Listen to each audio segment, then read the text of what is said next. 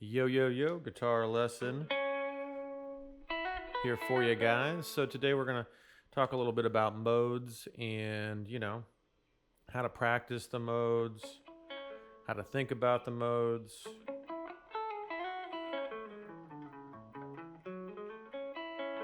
recognizing the modal playing and understanding the modes is definitely a process. So, and there's a lot of people out there teaching modes different ways. I've had students, talk to me about modes from different perspectives. There's a lot of different perspectives out there. So I just encourage you to check out, different teachers, different books, and just, dive in and just start learning, because some of this stuff, the only way you're really going to understand it is through experience, through playing, through practicing, through studying, and those kind of things. You can't just, modes aren't something you just kind of get typically. And so this lesson here, I just want to hammer home a certain point about modes that's going to help you along your journey. So if you want to practice a mode, I would encourage you not to think about where it fits in the major scale. And that's one of the first things we hear when we learn modes is, oh, well, A Dorian is just G major. Same notes. And that is true. But what we want to do is we want to actually practice the mode and see it in a standalone way. So if I'm going to practice A Dorian, I'm going to practice it from A to A, and I'm going to see it on the fretboard.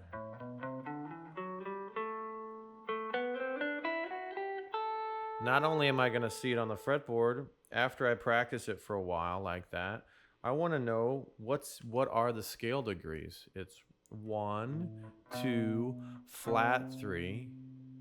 Okay, that makes it minor.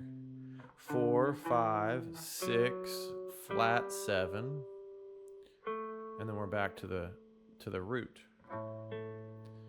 So when I'm practicing my modes in this way, I'm actually lined up with the root, and I can resolve my lines, not necessarily on the root, but maybe on the 5. There's the 1, the 6,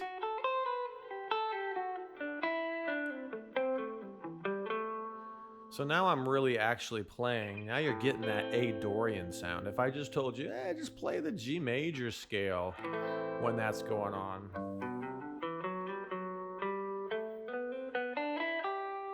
I mean, you can, but you're off kilter. You're not quite lined up because G is not the resolution note in A. And the 5 of G, that's the 4 of A Dorian, etc. Everything's just off. So if I'm thinking G major, and then I am actually just not quite lined up right. A Dorian, yeah, okay, it happens to be the second shape of the G major scale. Cool. Good information. But don't stop there. That's not where you just decide that you don't need to learn anymore. You want to really get this scale sounding like Dorian. You really got to be able to understand, well, first of all, where are the 1 flat 3 5, because that kind of makes a nice little skeleton of strong notes, stable notes, I should say, right? If I'm playing out of that G major pattern, or I'm just seeing it all in that G major pattern, I might not be aware I'm guessing you aren't aware of where's the 5 of A Dorian, where's the flat 3 of A Dorian, where's the 6, which makes it gives it that Dorian sound. See, I'm resolving that to the 5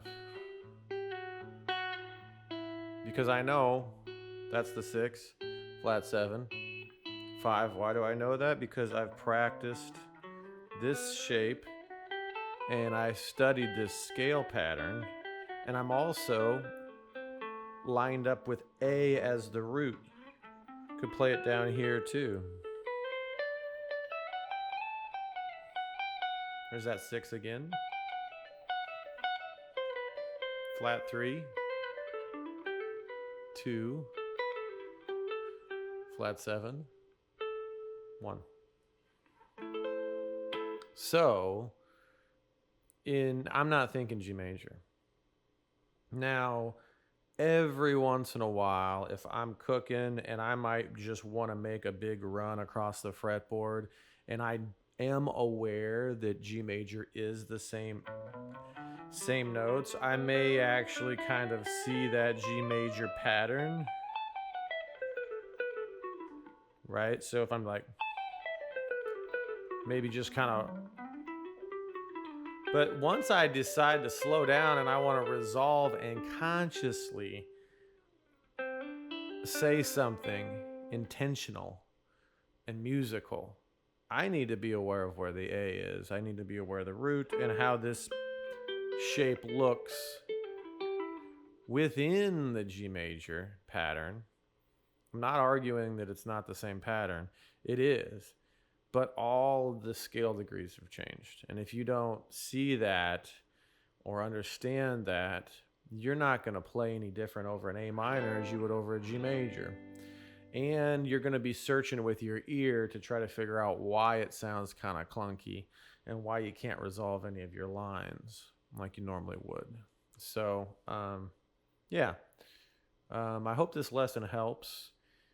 It's just kind of a, these lessons are meant to just kind of spark some inspiration, get you to learn more. And also I do teach online through Zoom. So if you want any lessons, I still have a few openings. I'm getting pretty booked up. So if you're interested in lessons, check out my website, hit me up. Otherwise, I hope you have a wonderful day. Peace out.